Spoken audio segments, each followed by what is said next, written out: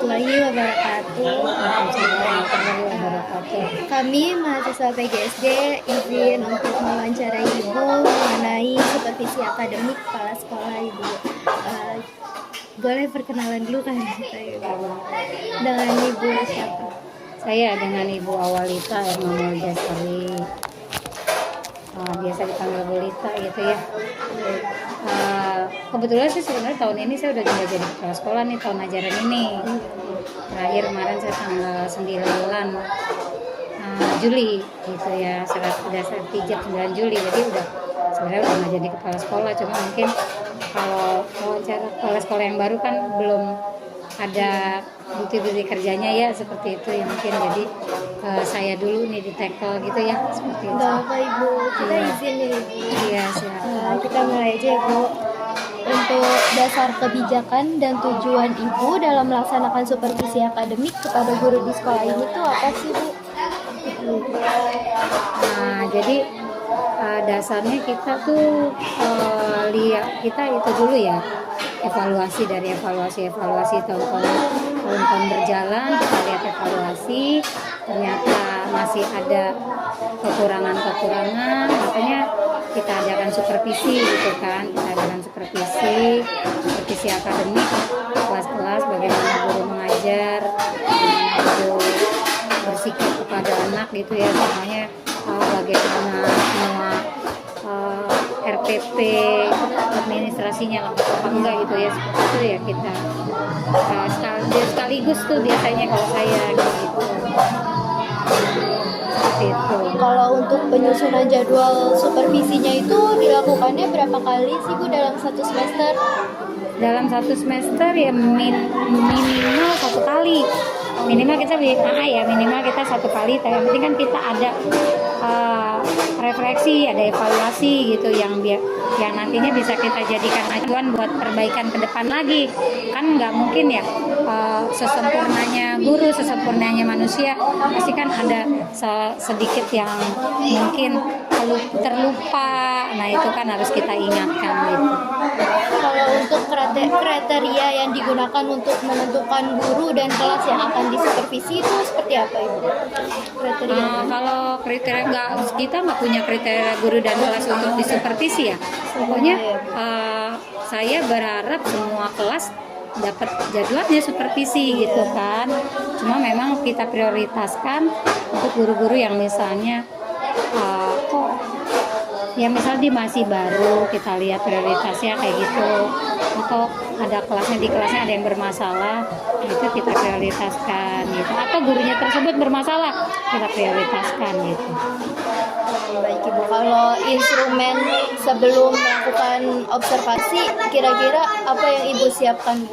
Instrumen sebelum sebelum supervisi kira-kira apa yang Ibu siapkan, apa yang Ibu persiapkan gitu? Ya sebelum supervisi kan saya lihat dulu teman-teman ya, terus ya saya data nih apa yang pengen kita supervisi kan. Ya di istilah kan ada supervisi akademik, ada supervisi administrasi. Nah itu akademik ya berarti kan pembelajaran ketika guru mengajar seperti apa. Kalau supervisi administrasi kan kelengkapan administrasi yang mereka buat gitu kan. Yang jelas kan namanya guru ketika mengajar ya wajib punya perencanaan. Jangan sampai guru ngajar nih, sekarang mau ngajar dia nggak punya RPP, bahkan aneh kapan yang diajarin gitu kan, kayak gitu ya. Nah makanya kan di sekolah saya tuh kebanyakan kemarin seperti itu. Jadi saya itu sedang memperbaiki nih semuanya, bagaimana supaya semuanya bisa lebih baik gitu.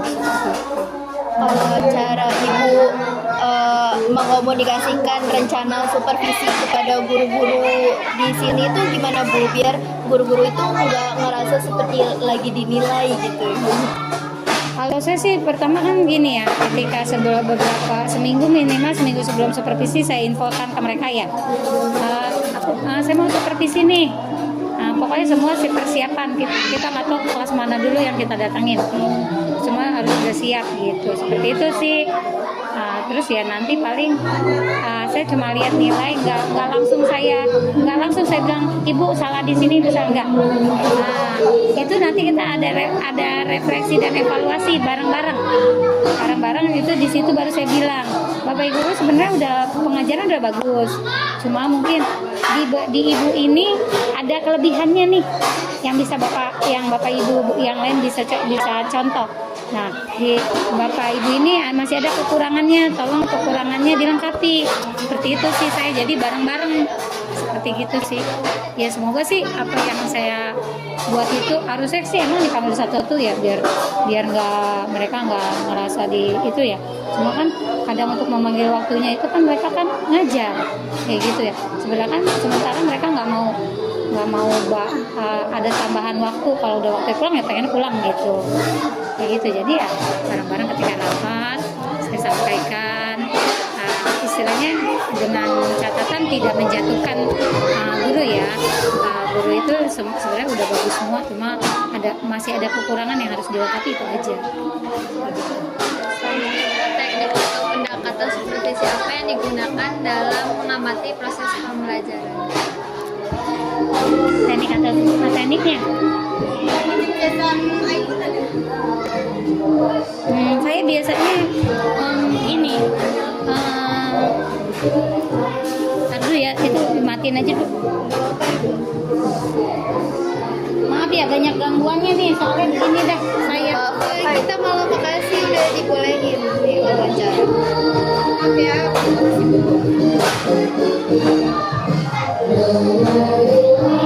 Jadi teknik sama apa tadi pendekatannya ya. Jadi saya biasanya datang tuh ke kelas, terus saya duduk bareng sama siswa aja gitu, kayak gitu aja. Saya lihat gurunya ngajar gimana, saya udah bawa tuh atau kadang saya nggak bawa apa-apa, saya bawa buku aja sama pulpen gitu kan, nanti bisa lihat yang penting saya lihat dari RPP-nya udah sesuai belum, dia ngajar sesuai dengan RPP yang dia buat nggak gitu. Kalau dia nggak dia buat, kita pertanyakan dong RPP-nya, kenapa ibu bikin RPP begini tapi ibu ngajarin kok enggak, ada beberapa hal di sini kok yang enggak itu ya. Mungkin bisa jadi karena dia juga ya namanya orang kalau diliatin pasti grogi ya, seperti itu ya, mungkin dia grogi gitu ya, dipahami lah gitu. Dalam proses pembelajaran aspek apa yang diamati dalam proses pembelajaran ya. Karena kita sekolah IT ya, saya lebih menekankan ke aspek keagamaan. Maksudnya gini, saya berharap guru-guru kami itu di sini ketika mengajar sebelum memang pertama ada pembukaan segala macam, sebelum sampai ke inti pembelajaran, mereka harus menyampaikan dulu apa kata Allah gitu kan. Jadi ada Al-Quran dan hadis yang diselipkan di situ, kayak gitu. Itu yang paling penting buat saya. Karena tapi sampai saat ini belum semua guru menerapkan itu, gitu. Jadi itu memang masih proses berat nih yang harus saya perbaiki. Proses pencatatan data dilakukan selama observasi dan instrumen apa yang digunakan untuk merekam temuan untuk gituin datanya dilakukan di dalam pencatatan datanya itu dalam rekaman atau dicatat aja sih, saya nggak pernah direkam ya. Mungkin ada beberapa misalnya guru-guru yang nggak saya sempat supervisi, saya suka lihat ketika dia pembelajaran di kelas lewat CCTV, saya suka lihat juga lewat CCTV. Terus misalnya kok muridnya begitu, nah nanti saya tanyain kenapa ketika pembelajaran kok ada murid yang nggak bisa diatur, emang ada apa kendalanya gitu kan, kayak gitu. Lebih banyak saya memang setiap hari saya monitoring lewat supervisi, monitoringnya ya, jadi bukan bisa dibilang monitoring, bisa dikatakan supervisi ya, itu lewat CCTV paling sering, karena itu benar-benar efektif, nggak ngeganggu kita, tapi kita nggak bisa lihat apa yang mereka ajarkan gitu ya. Nah itu makanya yang perlu kita pendekatan ke dalam kelas. Jadi saya tuh ada dua pendekatan, ada ke dalam kelas, ada lewat CCTV. Dia ada guru yang ketika ngajar, dia ngajar ceramah, habis ceramah anaknya dikasih soal, gurunya main HP, tidur. Nah itu saya foto kayak gitu. walaupun memang belum dalam bentuk teguran langsung ya, cuma saya punya bukti-bukti lah seperti itu. Berapa lama waktu supervisi akademik itu dilakukan? Dan di mana posisi ibu selama mengamati itu agar tidak terganggu proses pembelajaran? Biasanya kan saya ngikutin sampai dari awal guru ngajar ya sampai akhir. Kalau awal-awal ya kesini-sini enggak, saya paling tengah-tengah gitu kan, karena kan udah tahu misal kita udah tahu gurunya seperti apa. Cuma posisi saya posisinya berada di belakang biasanya, paling belakang, jadi kan nggak mengganggu pembelajaran. Terus pokoknya saya dicari tempat di belakang atau bareng sama murid yang ada bangku kosong, saya bareng sama murid duduk di situ. Kayak gitu.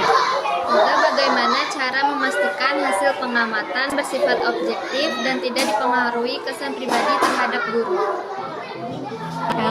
Kalau saya sih, kalau menurut saya, bagi saya udah objektif ya, karena memang saya bukan tipe orang yang dia sering ngasih ini ke kita nih nilainya ini, enggak.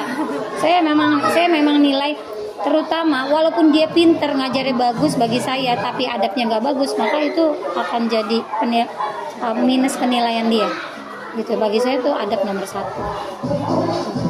Oke, lanjut. Di sini kendala apa yang biasanya dihadapi pada saat pelaksanaan observasi di kelas? Kendalanya ketika saya mau observasi udah dikasih tahu gurunya nggak siap. Nah itu kendalanya. Ada guru nggak siap, aku nggak siap bu, belum siap bu, belum bikin RPP-nya. Loh, kan mau ngajar masa nggak bikin RPP gitu. Nah itu tuh kendala yang paling saya. Nah kalau kayak gitu kan saya kasih waktu lagi ya. Ya saya juga nggak mau kembali lagi saya nggak mau menjatuhkan mereka. Nah saya kasih waktu lagi, ayo. Cuma saya bilang kenapa sampai belum siap, kenapa sampai nggak punya RPP kan gitu. Kan ibu guru bukan pedagang. Kalau pedagang mau ngomong gini aja nggak masalah kan. Bu, ini 500 bu, gitu aja mau ibu tawar berapa kan gitu ya. Kalau guru emang bisa sama anak-anak kita kan mentransfer ilmu sama anak ya kan, baik ilmu dunia maupun ilmu akhirat yang kita transfer, apalagi sekolah IT kan gitu. Jadi baik, bagaimana proses pertemuan balik dilakukan setelah observasi kelas selesai? Oh itu biasanya habis observasi semua udah selesai saya laksanakan, baru saya kumpulin tuh guru rapat. Nah itu refleksi dan evaluasi gitu kan.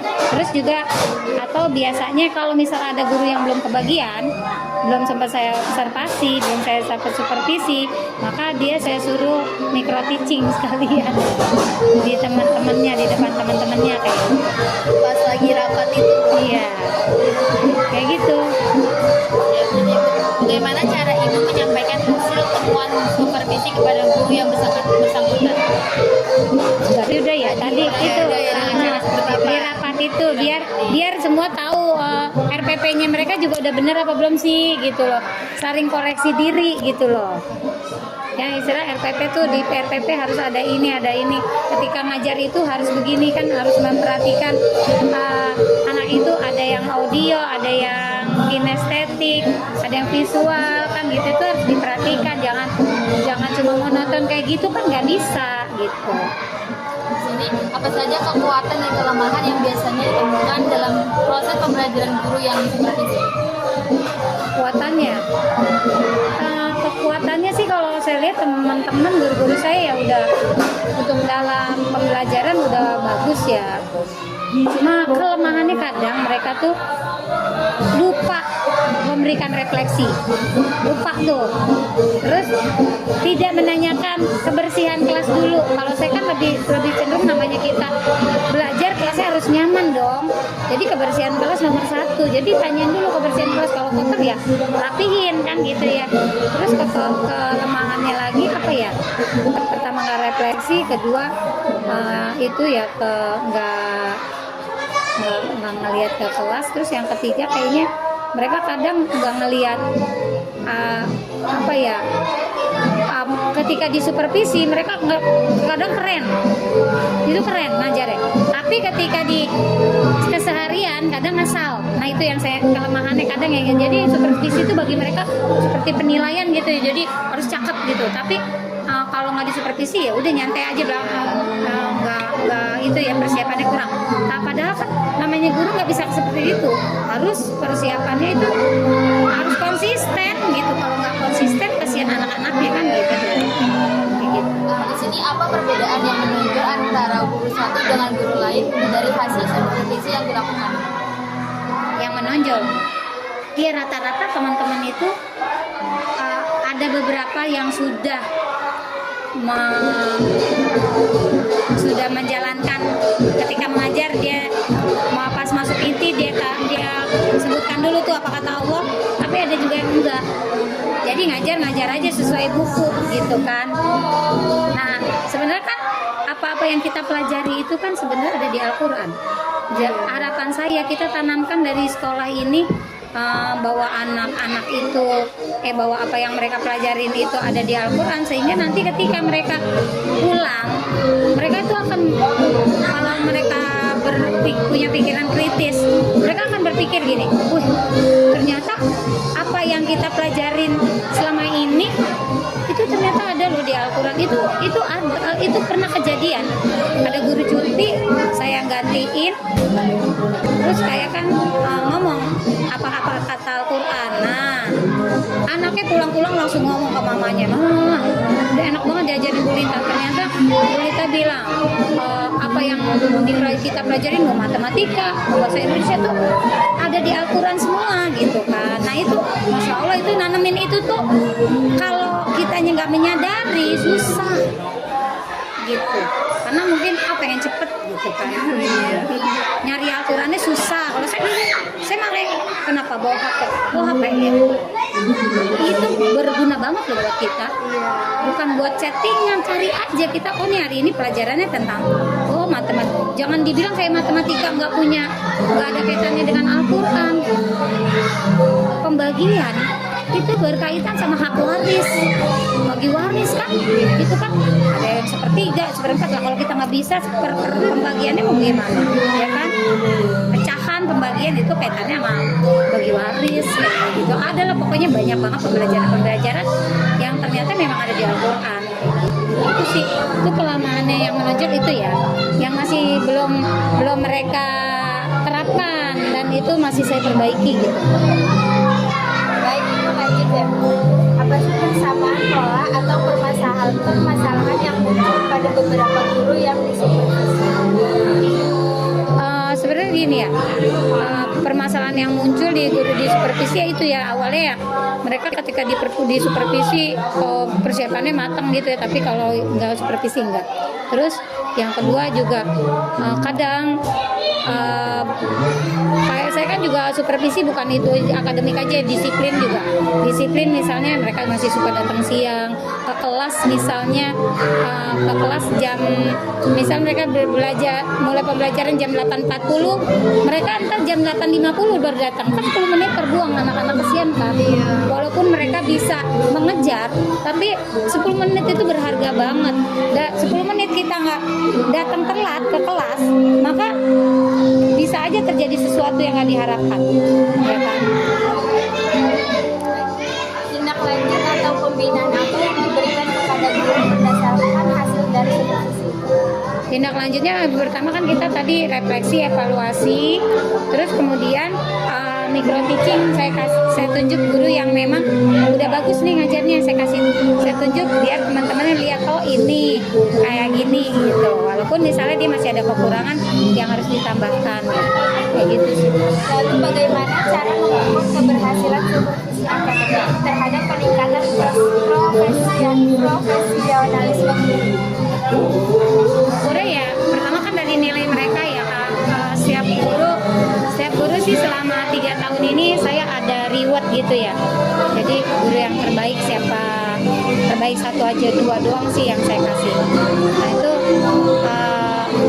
terus dilihat juga ya dari pembelajaran apa yang anak-anak masih kurang gitu kan. Nah itu harus ada yang pengayaan, saya suruh ke gurunya pengayaan gitu kan, kayak gitu. Jadi nggak apa ya, untuk